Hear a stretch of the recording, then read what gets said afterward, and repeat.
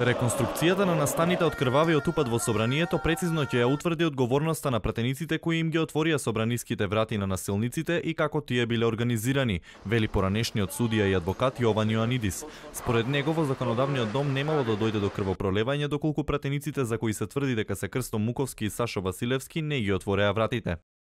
Со реконструкцијата ќе се утврди дека никој не може да влезе у собранието ако нема налог од надвор за од внатре да некој го изврши делото. Ако луѓето кои што ги отворија вратите не постапија по налогот од надвор, не можеше да се влезе у собранието. Иако поминаа повеќе од 6 месеци од упадот, според Јоанидис тоа нема да влијае врз исходот на истрагата. Некој ќе каже дека е реконструкцијата задоцнета.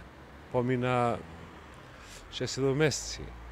Али правосудството секогаш е споро и мора да ја истера вистината на видело.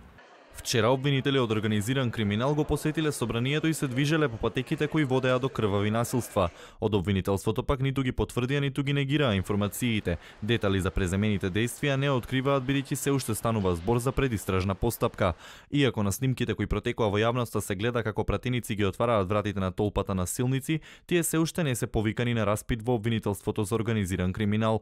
Паралелно води постапка и основното јавно обвинителство. Утре се очекува пресудата против Панче Ангелов која нападна министерката за одбрана Радмила Шеќеринска.